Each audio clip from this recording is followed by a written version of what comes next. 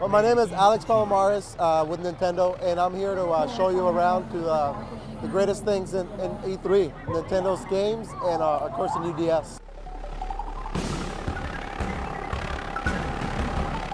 So Pikmin 2 is actually a continuation of the story, so fans of the first Pikmin are going to love this one. It's got brand new challenges, it's got a co-op mode and a versus mode, and it's got a great new story, a lot of cool stuff going on it.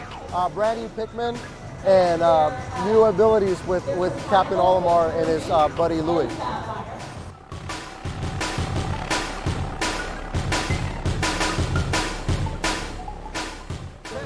All right, so we're standing in front of Jungle Beat, Donkey Kong Jungle Beat.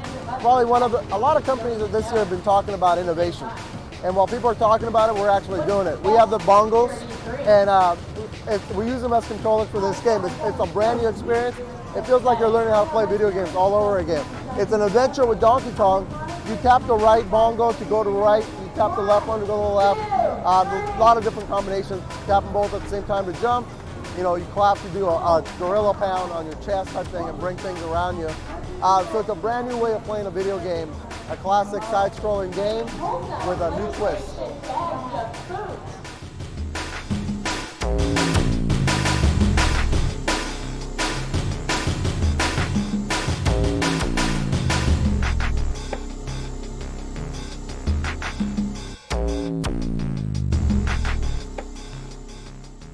So we're standing in front of Donkey Kong Konga, probably one of the funnest games that I've played so far, and it's incredible.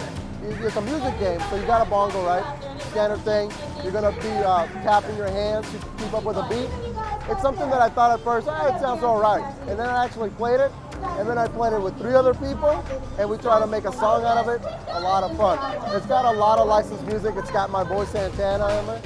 So it's got a lot of other licensed music, you know, We Will Rock You, a lot of things that lend themselves to the actual drum beating there. So it's a game that's going to be addictive. I see it being a game that a lot of college students are actually going to be playing. They're going to be loving it.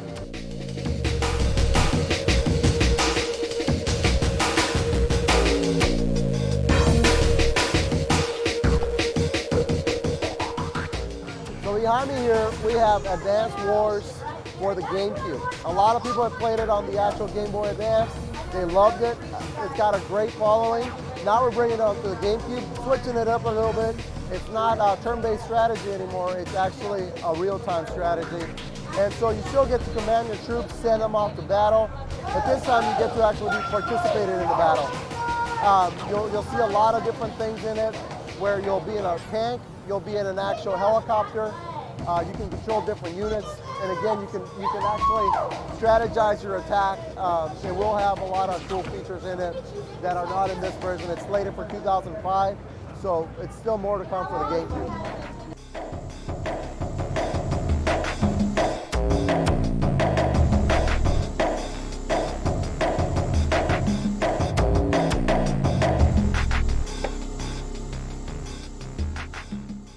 So we're standing in front of Metroid Prime 2 Echoes, which is coming out here shortly in November. It's a continuation of a story, a great story. It's got a great following. Metroid Prime is going to be incorporating new aspects to it. It's going to have 2 different new beams, a light beam and a dark beam. It's got a brand new story, new attack, new upgrades, and it's got multiplayer. So it's something that Metroid has never done before. No multiplayer before, and this time we're bringing it, and it's going to be very Metroid-esque. You're going to have a lot of fun with it.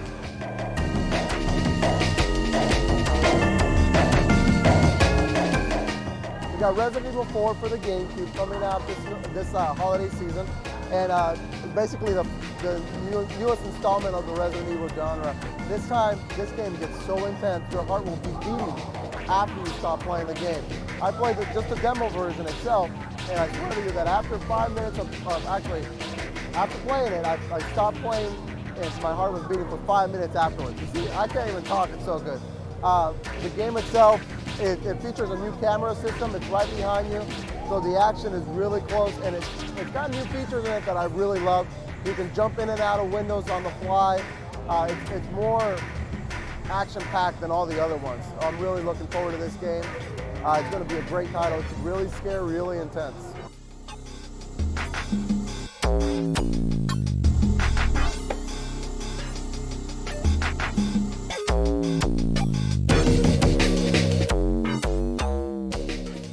Star Fox for the GameCube, a brand new installment of the Star Fox genre. You might have seen it last year. This time around, it's come a long way. It's Star Fox gets back in his R-Wing, goes up to space, and fights the bad guys on space, on ground. It's basically starts off where the other one left off. So it's got a lot of the great things that you loved about Star Fox Adventures and a lot of the great things that you loved about Star Fox 64. It's got the multiplayer. It's a lot of fun to play. It's going to grab you, and you're going to love it. It's going to have a lot of replay on it.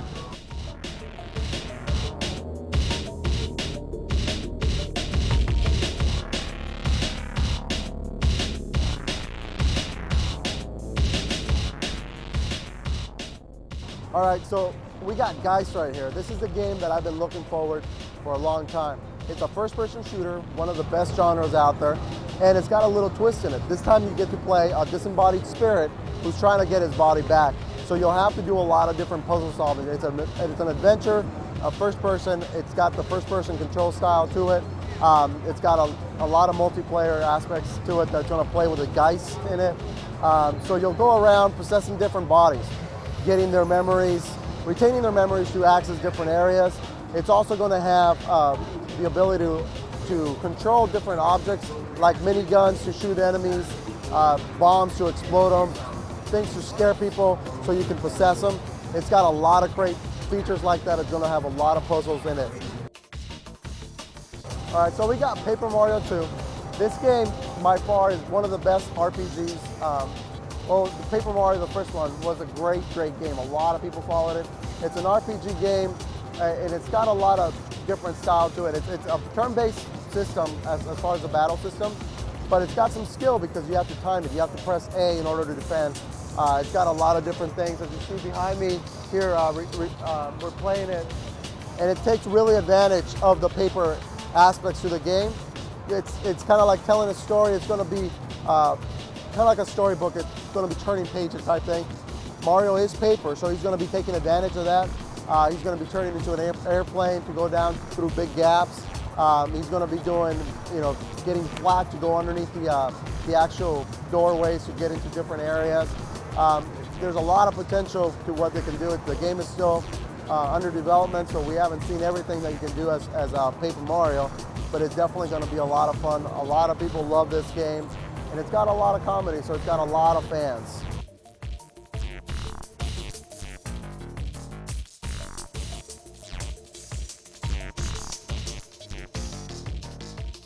The thing about Zelda is everybody's played it. Everybody loves the story of Zelda. This time around, you actually get to go through the story mode with your friends. So you got 4 different characters on the screen at a time, and you'll have different puzzles. There'll be big boulders that you have to have all 4 players pick it up and throw it to the other side. There's switches that people have to stand on to let you into other areas. There's a whole bunch of different things, new ways to look at puzzles, basically. And so with this game right here, it's gonna change the way you look at Zelda. People look at Zelda and how to solve it.